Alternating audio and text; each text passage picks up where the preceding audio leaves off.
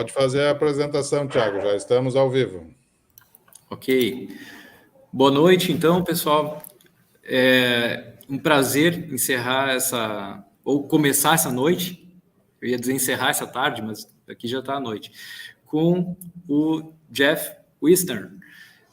O Geoff é autor e editor na cidade de Nova York, membro do conselho da Thoreau Society, e os seus livros incluem As Flores Silvestres de Thoreau e Os Animais de Thoreau e Um Ano de Pássaros. Já falei em português o nome, né? E ele vai falar. Eu fiquei muito feliz de estar mediando a palestra dele, porque eu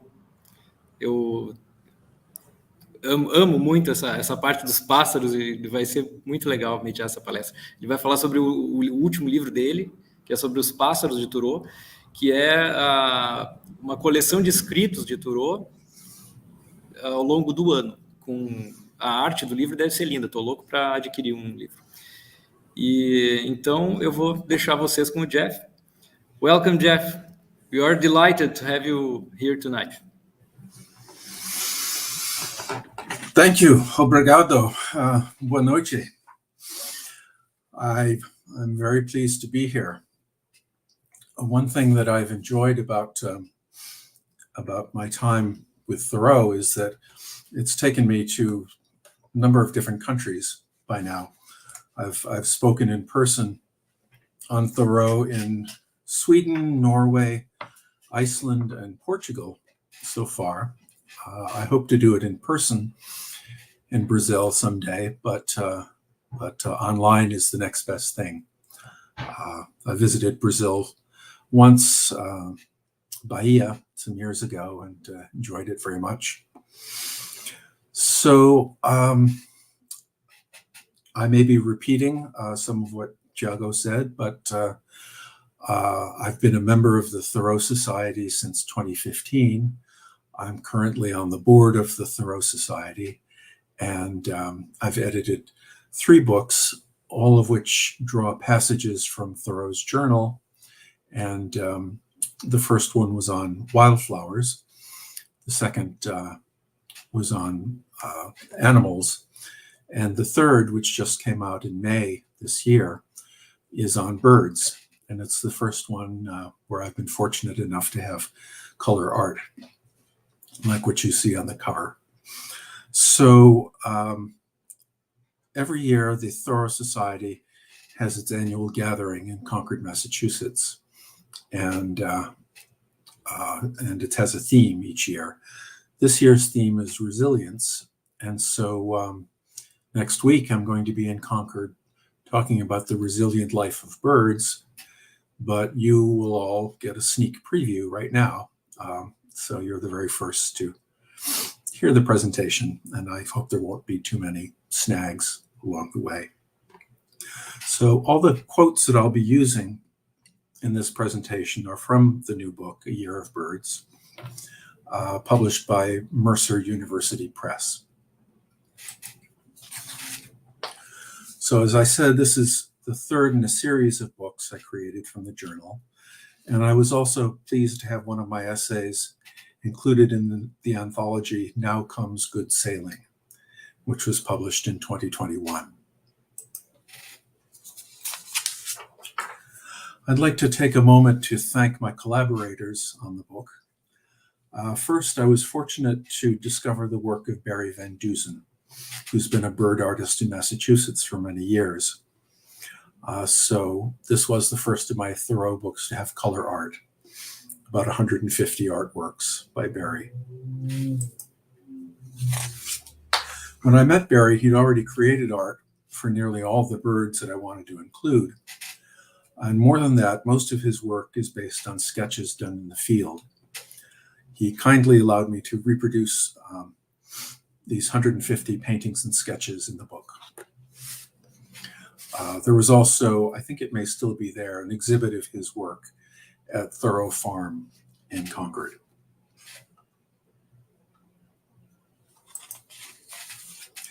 I'd also like to thank Peter Alden, who wrote the foreword to the book. Peter is a longtime member of the Thoreau Society, and a highly regarded birder and naturalist. He has written several Audubon field guides, and he's lived most of his life in Thoreau's hometown of Concord, Massachusetts. One of the most important themes in Thoreau's journal was identified by Perry Miller in his book, Consciousness in Concord, and it's the theme of anticipation. Thoreau believed that we only see what we are prepared to see, what we can picture in advance. It's a kind of creative visualization. And one way that Thoreau practiced anticipation was in looking for signs of the next season to come. He especially looked for signs during winter that the spring was on its way. He wanted to attune himself to nature. And one way he did this was by aligning himself with the cycle of the seasons. But the birds and plants around him were already aligned with the seasons. And he sometimes proposes the idea that they actually cause the seasons to revolve.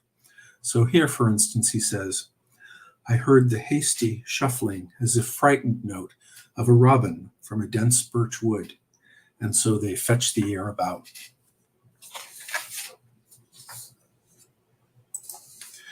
This kind of anticipation had a spiritual meaning, which comes out in this passage. The painting is of meadowlarks, which were a common bird in Concord in his day. Thoreau writes, "The air is full of the notes of birds, song sparrows, redwings, robins, singing a strain, bluebirds, and I hear also a lark, as if all the earth had burst forth into song." He continues, "A few weeks ago, before the birds had come, there came to my mind in the night the twittering sound of birds. Expectation may amount to prophecy." So you see the religious, spiritual language he's using.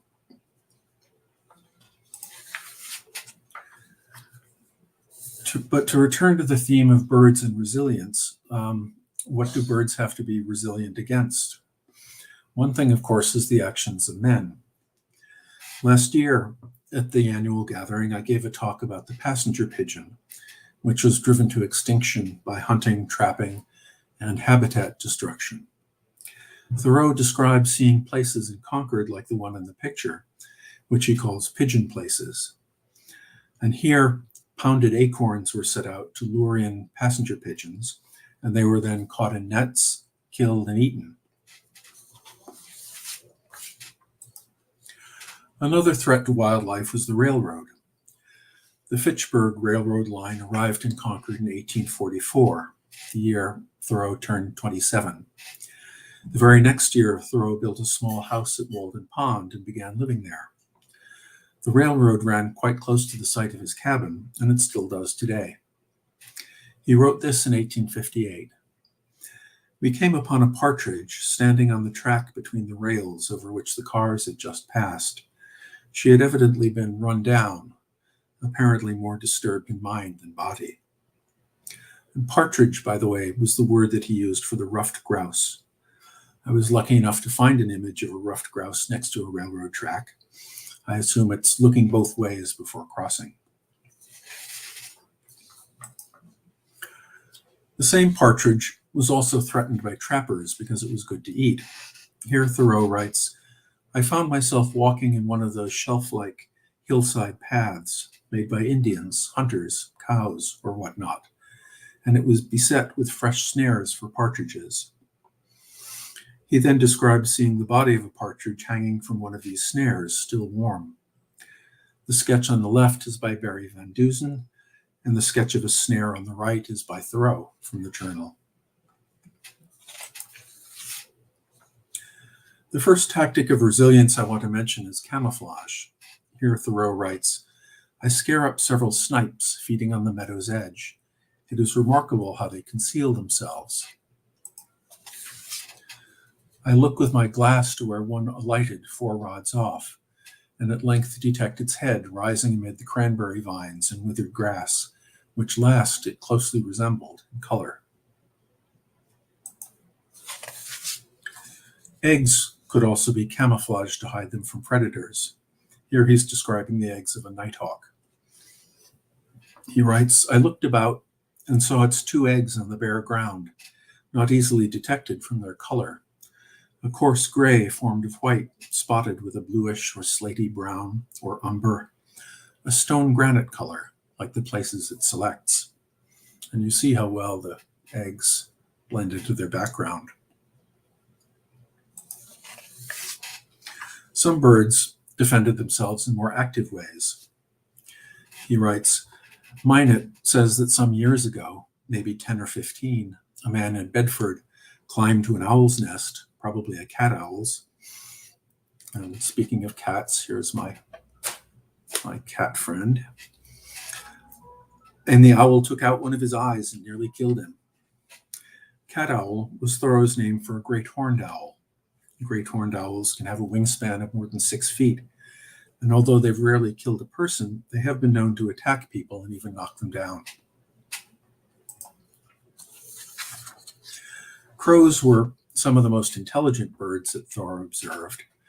They used a lot of ingenuity in warning other crows of threats or escaping when necessary. Here, for instance, Thoreau writes, Sam Barrett tells me that a boy caught a crow in his neighborhood the other day in a trap set for mink.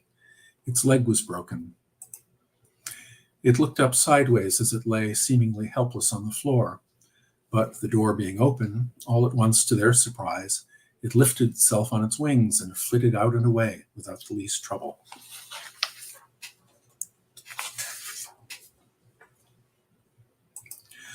Some birds dealt with the harsh conditions of winter by migrating, but others stayed through the whole year. Thoreau marveled at the resilience they demonstrated. One December, he wrote this about snow buntings. These are the true winter birds for you, these winged snowballs. I could hardly see them. The air was so full of driving snow. What hardy creatures. Where do they spend the night? And here we have another passage about the long-suffering partridge or ruffed grouse.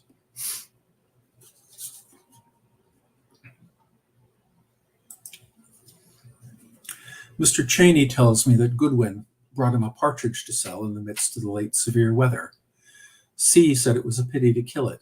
It must find it hard to get a living. I guess she didn't find it any harder than I do, answered G. C, by the way, was Ellery Channing the Younger, Thoreau's walking companion many times in Concord. Thoreau paid close attention to what birds found to eat during the winter. And here's our friend the ruffed grouse again. Thoreau writes, many tracks of partridges there along the meadowside and the maples, and their droppings where they appear to have spent the night about the roots and between the stems of trees. I think they eat the buds of the azalea. And here, I see that the partridges feed quite extensively on the sumac berries, e.g. at my old house. They come to them after every snow, making fresh tracks, and have now stripped many bushes quite bare. Here, where Thoreau refers to my old house, he means that the small house he built at Walden Pond. The tree sparrow was another bird that showed resilience in surviving the winter. Thoreau writes, saw 2 tree sparrows on Monroe's larch by the waterside. They were busily and very adroitly picking the seeds out of the larch cones. He continues, it would take man's clumsy fingers a good while to get at one, and then only by breaking off the scales. Tree sparrows also relied on a plant called the panicled andromeda, also known as maleberry. It has small white flowers and produces small, hard seed capsules later in the year. Thoreau writes, I see a flock of tree sparrows busily picking something from the surface of the snow amid some bushes. I watch one attentively and find that it is feeding on the very fine, brown, chaffy-looking seed of the panicled andromeda. Tree sparrows are also known to eat pigweed. I hear the faint metallic chirp of a tree sparrow in the yard from time to time. It is worth the while to let some pigweed grow in your garden, if only to attract these winter visitors.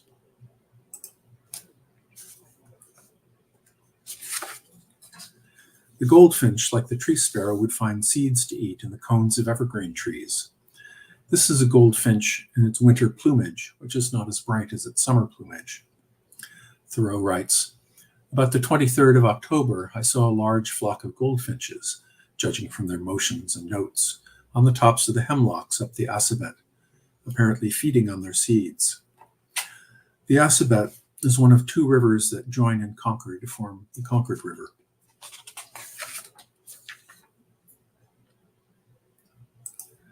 Goldfinches would also feed on the seeds and the heads of sunflowers that were left in the fields. William Rice says that these birds get so much of the lettuce seed that you can hardly save any. They get sunflower seeds too. The snow bunting, which we mentioned before, was a true bird of the winter. It got its name from the way a flock of snow buntings would resemble snowflakes in the air. Snow buntings were good at finding food in unexpected places. Thoreau writes, they were busily eating the seed of the piper grass on the embankment there, and it was strewn all over the snow by them like oats in a stable. Piper grass, shown in the picture, is also known as quack grass.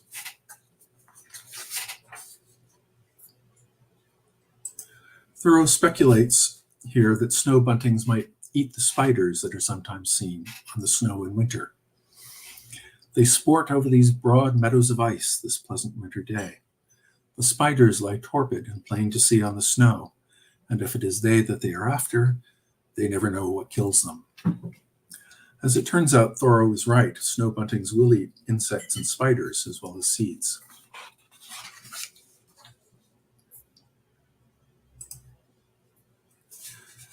So, despite their small size and their seeming delicacy, birds were remarkably resilient against all kinds of threats and pressures, including winter.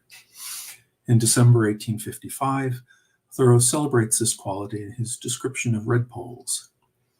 Standing there, though, in this bare November landscape, I am reminded of the incredible phenomenon of small birds in winter.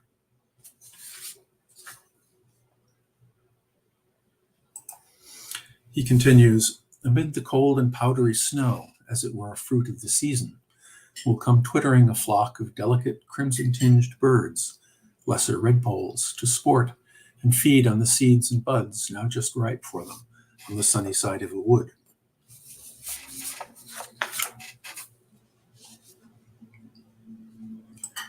He concludes, these crimson aerial creatures have wings which would bear them quickly to the regions of summer. But here is all the summer they want.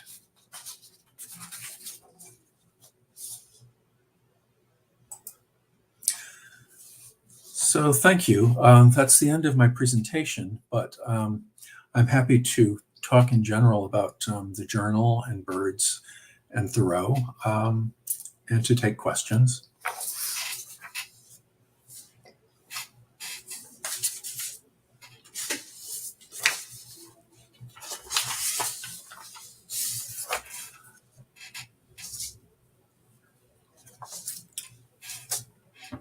I think I'll start, and we don't have to show the slide anymore, but I think I'll start by thanking Peter Alden again for his fact-checking, which is something he did for the book, in addition to writing the foreword. When you read books, the author often thanks people in the back who reviewed the manuscript and saved them from mistakes. And one mistake I want to mention that Peter Alden saved me from has to do with the cormorant. There was a passage I liked a lot in the journal where Thoreau describes a cormorant playing with a fish in the same way that a cat would play with a mouse, sort of catching it, releasing it several times. And I thought that was excellent. I didn't have much about cormorants, so I was planning to include it. But Peter questioned whether Thoreau would have seen cormorants in Concord in his day. And I should say that I tried to keep only observations that he made of birds in and around Concord to preserve the unity of the environment. So I went back and checked, and I saw that when Thoreau wrote about that cormorant, he was actually relating something that he had read in Darwin's Voyage of the Beagle. As Thoreau was a close reader of Darwin long before The Origin of Species came out. So the journal, as I'm sure many of you know, was Thoreau's major work. And he began in 1837, the year that he graduated from Harvard. Emerson said to him, apparently, what are you doing these days? Do you keep a journal? And Thoreau writes, so I make my first entry today. So the journal was really the source for Thoreau's published works, Week on the Concord Merrimack Rivers in Walden, for his lectures, his essays, for books like Maine Woods and Cape Cod that came out after his death. So he was always drawing from it, using it as a kind of stone quarry. And in fact, until 1850, he would cut sections of pages out in order to use them for other purposes. But in 1850, he started viewing it as a work in itself. He got more careful about dating his entries, and he stopped cutting out pieces. Now, in my mind, 1852 was the best year for the journal. That he'd gotten a little used to this new approach. He referred to it in one of his entries that year as his year of observation. And 1852 especially is full of wonderful, fresh observations of birds and flowers and the environment.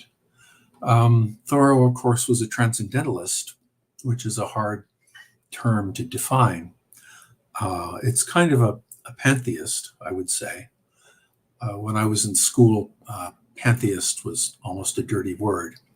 Pantheism was presented as a kind of primitive religion, or more like a superstition, in which you see the acts of a god in the thunder and the lightning and the flooding and natural phenomena.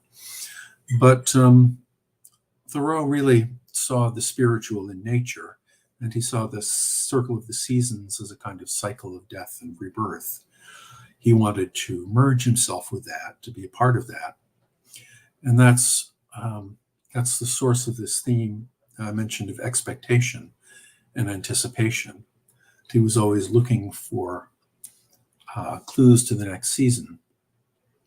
And in his walks with Ellery Channing, sometimes he reminds you of Sherlock Holmes with Watson, that he tells Channing that he sees, but he does not perceive. There are times when he sees signs that a bird's nest will be nearby, and Channing doesn't notice that so easily. Birds, of course, were one of the signs of returning spring. Here in the U.S., at any rate, the American robin is our kind of stereotypical sign of return of spring. The robins appear, they start pulling worms out of the ground. But for Thoreau, for whatever reason, the bluebird was really his symbol of returning spring. And he waxed rhapsodic for pages sometimes about the bluebird and how it carried the sky in its back and the beauty of its song. Also the northern flicker, which he referred to as a pigeon woodpecker. It's an early spring bird and also a large and kind of noisy bird. So its arrival was dramatic. One of the tricky things in going through the journal and looking for birds is that very often Thoreau did use a different name for the bird than we have. For instance, what he called a cherry bird is what we would call a cedar waxwing. A baywing, his term was a vesper sparrow. A cat owl was a great horned owl. A dobchik was a pied-billed grebe. One of my favorite Thoreau names, I don't know if many people used it, was Fiery Hangbird, which was his name for a Baltimore Oriole. Apparently hangbird because of its distinctive sack-shaped nest that hangs from the boughs. The hawks he would name after what they ate. So a hen hawk was a red-tailed hawk or a red-shouldered hawk. A frog hawk or a marsh hawk was a northern harrier. A fish hawk was an osprey. And then there were other names that were very different, like the golden-crowned thrush was his name for the ovenbird. I have a list of like 56 of these alternate names, and I know that that's far from complete. The myrtle bird, for instance, was the yellow-rumped warbler.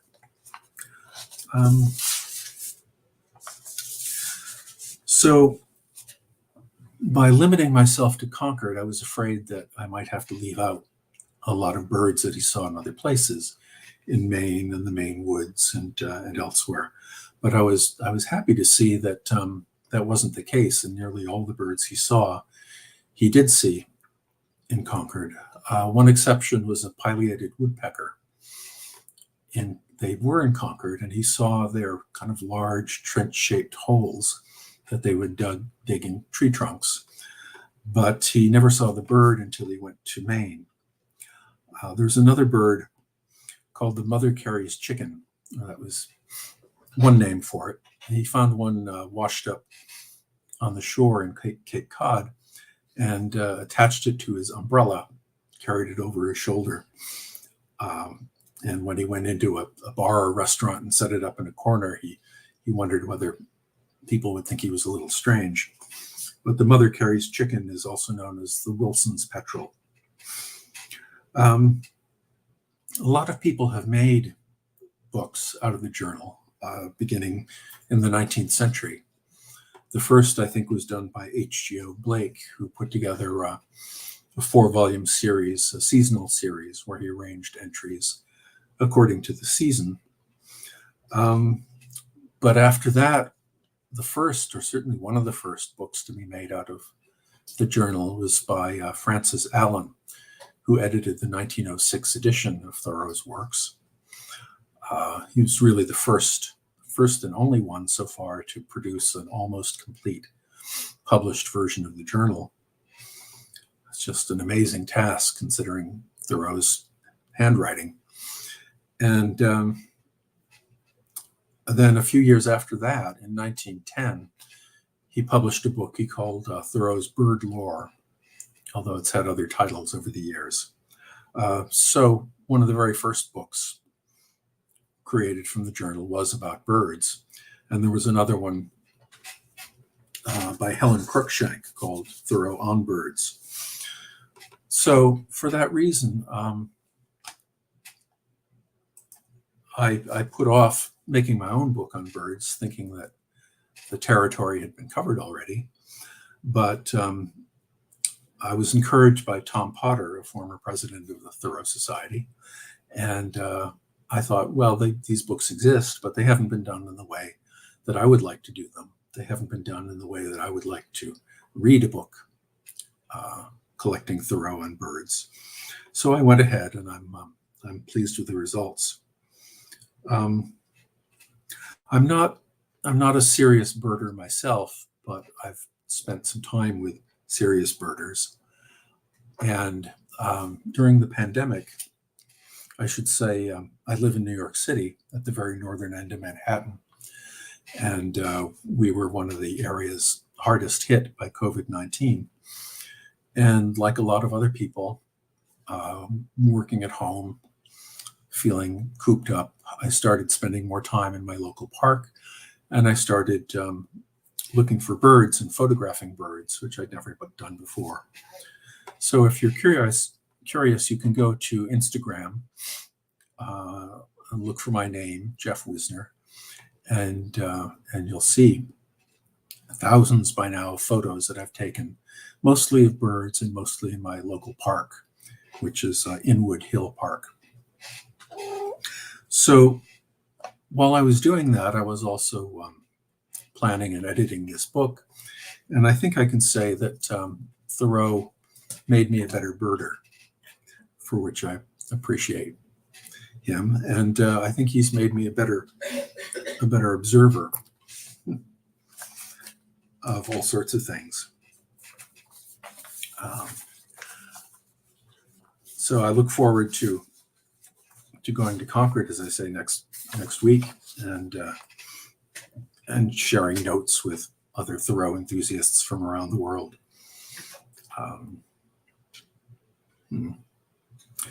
Well, let me stop there and see if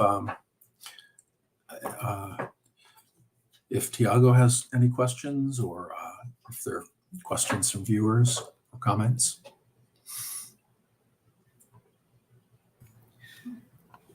Perhaps Tamara, será que é a Tamara? Transcendental Concord. What was the oddest bird description you found, or your favorite? Well, the oddest is probably the one about the merganser. So I think it describes the one time that he experimented with taxidermy. And I was intrigued by that because I experimented with taxidermy only once myself too. But he went out one day after fast day, and the fast day was supposed to be a kind of religious day of fasting and reflection. But in fact, a lot of people used it to go out hunting or to play baseball or something.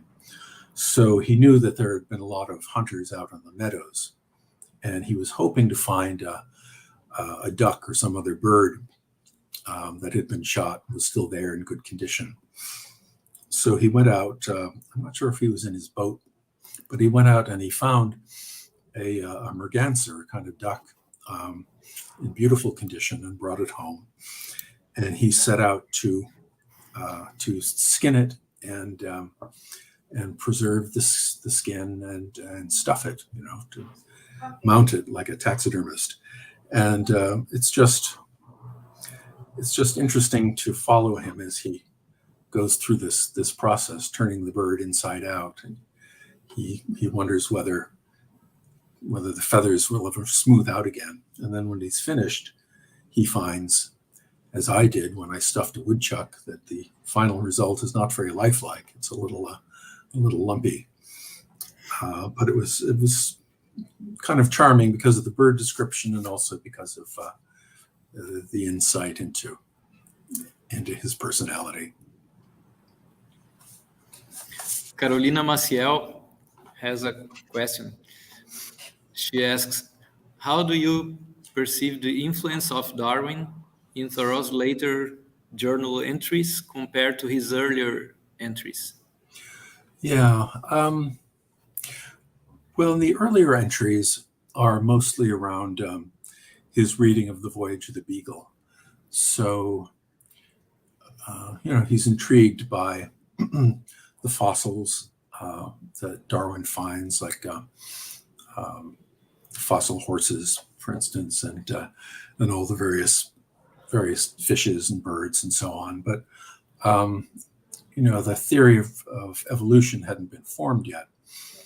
So it wasn't until almost at the end of his life, when The Origin of Species came out, that he was one of the first in the United States to get a hold of a copy and to read it. And after that, it wasn't long, but after that, you could really see the influence. And one of the things that it did was it cemented his resistance to Louis Agassiz, because in his day, Louis Agassiz was considered maybe the greatest scientist in the world. He was based at Harvard. Thoreau met him on more than one occasion, and he collected animals for him, including a live fox at one point. I don't know how he got a hold of a live fox, but he did. But after a while, whenever he mentions Agassiz in the journal, it's always seems to be to needle him, to point out some error that Agassiz has made, or some foolish thing he said. And so I think Agassiz did not believe in evolution. He believed in separate creations of species around the world, and also, although Thoreau doesn't really comment on this, Agassiz was the white supremacist. He was a racist. So I think reading The Origin of Species just confirmed him in his belief that he was right about that Thoreau was right in agreeing with the theory of evolution, and Agassiz was wrong. So after that, you would see Thoreau make comments about, for instance, how fish got from one pool in a meadow to another pool. And he says, we are not to suppose as many new creations as pools. So I don't know what would have happened if he lived longer and had more time to work with those ideas, but Darwin was important to him. Carolina says something I was thinking too. Such a talk can definitely make cats go wild. You have a birder there. Yes. Geoff, he likes to be involved. I have a question. In a passage from A Week on the Concord and Merrimack Rivers, I want to know if you know the story behind this passage. Thoreau writes this: I had seen the red election bird brought from their recesses on my comrade's string, and fancied that their plumage would assume stranger and more dazzling colors, like the tints of evening, in proportion as I advanced farther into the darkness and solitude of the forest. Still less have I seen such strong and wilderness tints on any poet's string. What's the story behind the election bird? Do you know? I'm not sure. The election bird was a bright red bird, and the northern cardinal hadn't arrived in Concord in his day. So when he talks about the election bird, he's almost certainly talking about a scarlet tanager. And why they call it an election bird, I'm really not sure. I'd sort of assumed that they were like shown in cages or maybe even on strings and sticks at election time. But I haven't looked into that.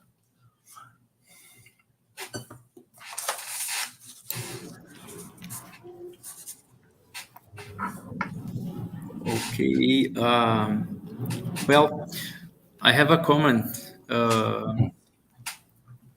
The idea of a calendar marked by the sighting of birds, I think is so beautiful. It's a possibility of a means to connecting with nature. Today, I received a message from a friend asking if I could identify a bird. And I love when I receive messages like this. And he sent me a picture of the bird. And he does this eventually.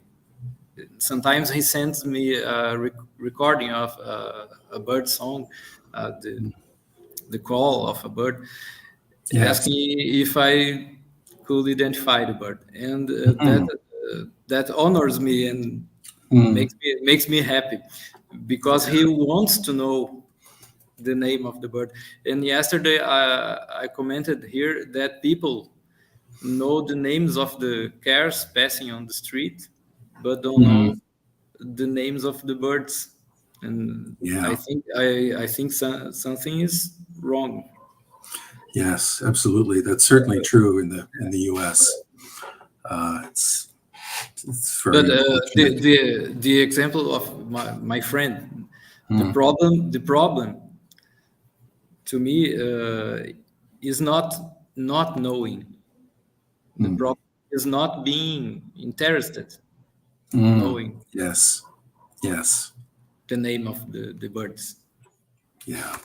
What do you think?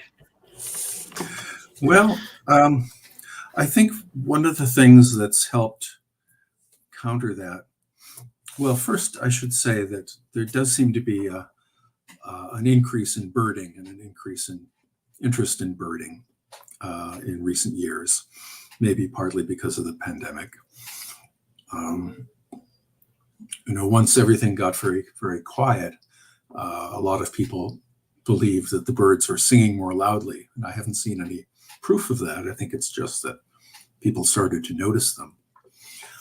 And one thing that has helped me identify birds and appreciate them is the Merlin app from Cornell University.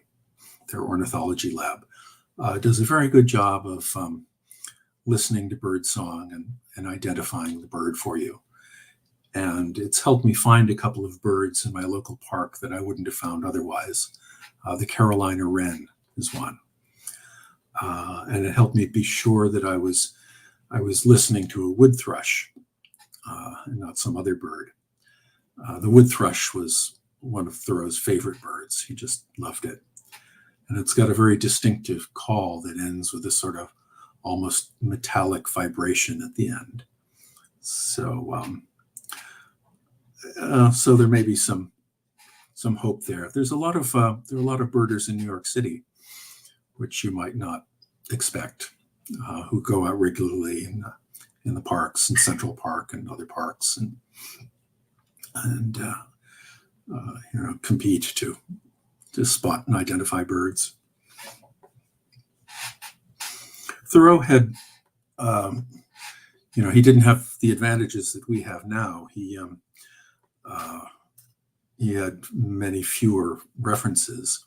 For instance, Alexander Wilson's American Ornithology was available, and Thomas Nuttall had a guide to bird books. And, there were the Audubon paintings, but people of ordinary income couldn't own those books. So you would have to go to a museum or the Boston State House to see Audubon. And for a long time, he didn't have any visual aids. He didn't have binoculars or a spyglass. And then finally, in 1853, I think he borrowed someone's spyglass to look at hawks. And in 1854, he announces that he's finally bought what he calls the best military spyglass, $15, and very powerful. And $15 would have been serious money in those days.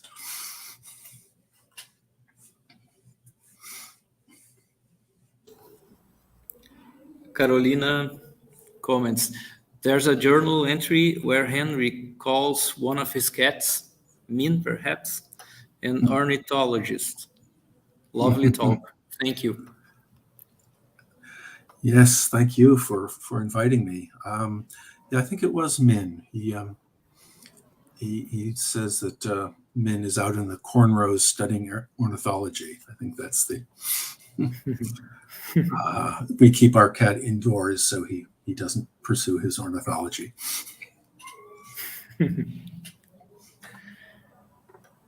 Então, perguntas? Vamos ver.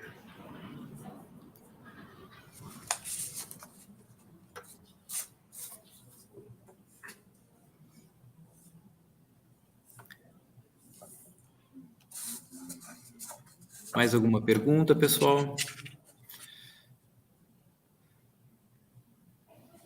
The illustrations are so beautiful. I wish we had Barry with us. Perhaps in the next. Yeah, that would be great. I worked with another fine illustrator for my animals book, and of course, animals includes birds, and there were a lot of birds in that book as well. Debbie Caspary, and I think she has gone to Brazil to sketch and paint birds. So I enjoy her work a lot too. They have in common that they really believe in doing work in the field, not from photos or stuffed specimens. or even zoos.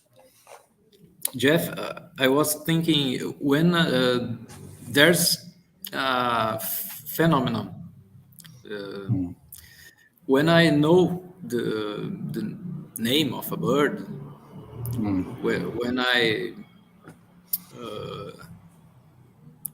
when I make an entry in the journal, that bird appears everywhere. Yes. And it makes me think that how important is we take notes, we record in a notebook, Yeah. taking Thoreau's the example of from Thoreau. Yes. What do you have to say about the journaling and the bird watching? Yeah. Well, Thoreau certainly believed that you see the thing that you are prepared to see. And he says in that connection that each man tracks himself through his life. And there are many passages where he describes nature as a kind of journal itself. It's the book of nature. He talks about going out in the snow and seeing the tracks of the mice and the birds and being able to reconstruct what they were doing in a sort of Sherlock Holmes way. So he was gradually learning to read the book of nature, and also he read many books as well, and the things that he learned there attuned him to things he might find outside. So he liked to read books of exploration, for instance, in polar exploration. And he would be surprised to find after he'd read one that some of these plants that he thought you could only see in Labrador or elsewhere in Canada were right there in Concord if you knew where to look. So his journal is so long that you think it must be really miscellaneous, but it's very directed. It's the great bulk of it is about observing the natural world, especially in Concord. I've kept my own journal since I was in college, so longer than Thoreau kept his. But I suppose everyone's journal is different. Mine is more about my personal life and my reading, and my reading is what keeps me doing it, really, because I use it as a place to record the books I've read. And so if I've read 2 or 3 books and not put them down, it causes me to take out the journal, and before I know it, I'm writing about other things. But it's I think a great practice for a writer to it keeps you from getting too self-conscious in your work. It keeps you flexible to be writing regularly, if not absolutely every day, but pretty regularly. Tamara asks, can you talk a bit more about Peter Alden as a person and as a humorist? Yes. Yeah, that's one of the wonderful things about him. I mean, I don't know him well, but ever since 2016, I've been going out on early morning bird walks with him when I go to Concord for the annual gathering. And and so, I've heard some of his stories and jokes a few times, and still appreciate them. But one of his jokes or quips is to say, "All right, now I'm going to to give you the call of the mute swan. It goes like this. And he also described how the school wanted to, the local school wanted to put in some soccer fields, which is going to impinge on some natural areas. And he opposed that. So he showed up at the school board meeting prepared, and he said, I want you to think about something. I want you to think about the terrorists on 9/11 and who they were. Each of those terrorists had something in common. As a child, every one of them played soccer. So that was his tongue-in-cheek way of trying to stop the soccer fields. But yeah, it's just always a great pleasure to spend time with Peter. He's so intelligent and doesn't take himself seriously. One of his great accomplishments was to launch one of the first bio blitzes, along with his friend E.O. Wilson, the scientist at Harvard, who specialized in the study of ants. But the two of them created the bio blitz in Concord, and so they brought in botanists and ornithologists and lepidopterists and all sorts of people to catalog all the species they could find over a day or 2 days or whatever it was in Concord. And it's an idea that's caught on in many other communities, and I think made people more aware of the life around them.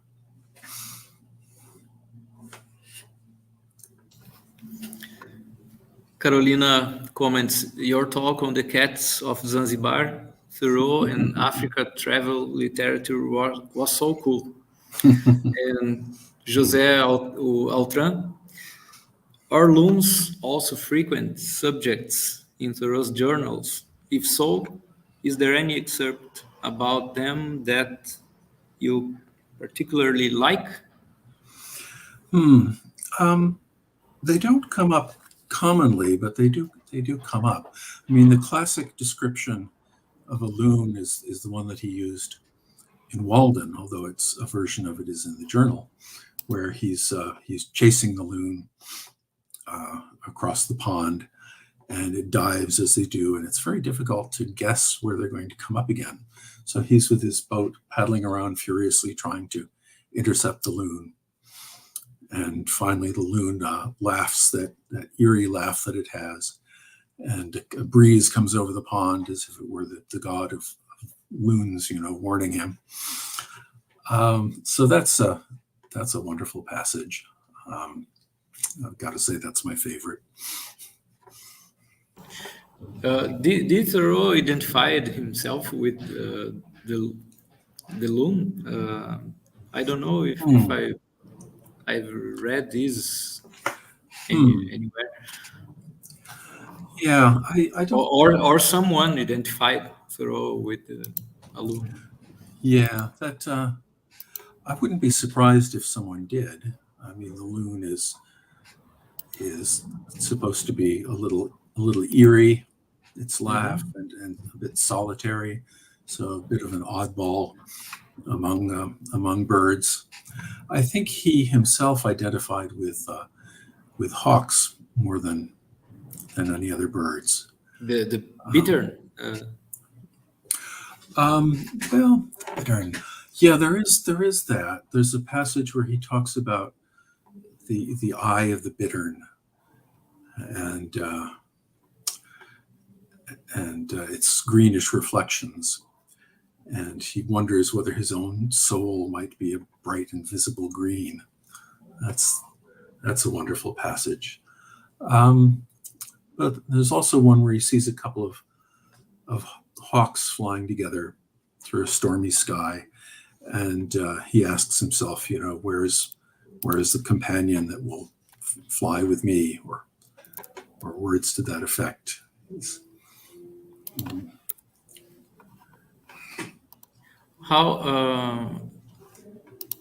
How do I write hawks? I'm searching here. The bird. So you're searching the journal? No. You have mentioned the name of the bird, hawks. I don't. Yes. Oh, I hawks. didn't get it. Yeah, HAWK, hawks. Yeah, raptors. So there are many different kinds of hawks that he. Hawks. Yes. Yeah. Okay, hawk. Yeah. So Okay. the hen hawk. There's a beautiful drawing from Thoreau, the feather of hawk. Yes. I love that drawing. Yeah, I do too. That's Hawk. one of his Hawk. nicest. Oh, Yeah. He saw red-tailed hawks most commonly, ospreys fairly often, red-shouldered hawks, rough-legged hawks, a Cooper's hawk at least once. In this classroom where I am, we have a brute neighbor that comes to visit us every day. Kind of hawk, carcará. Yeah, Very beautiful. Yeah, I've heard of those. Oh. Okay.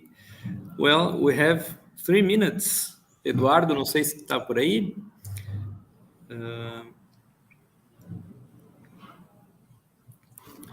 Carolina has a question or a comment.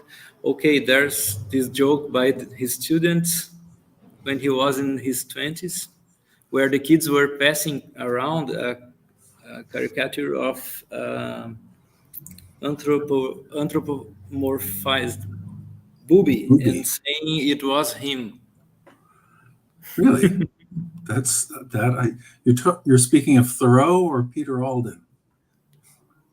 I don't know. Carolina, é o Thoreau ou é o Peter Alden?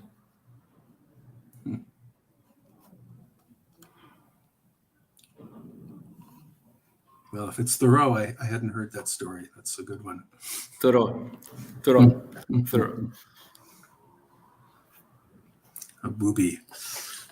Very rude.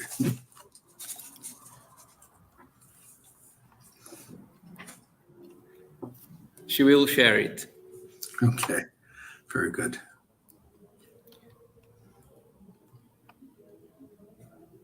I think I will baptize our hawk, Henry.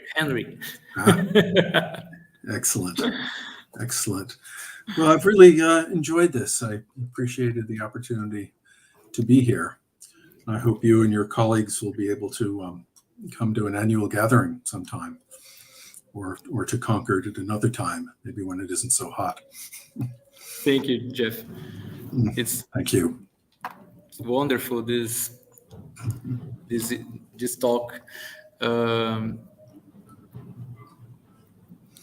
Igor, thank you for the talk and for showing us the illustrations. They are beautiful indeed. I really want to get the book now. I'm too. Maybe someday you can see more Brazilian birds with us. Yeah, I would love that. Thank you, Igor. Okay, everybody are thank you, and I thank you so much, Geoff. Okay, it's been a pleasure. I wish we have you soon again. Yeah, I hope so. I hope so. And thank you, Carolina. Então, Eduardo, não sei se estás por aí, quer encerrar ou...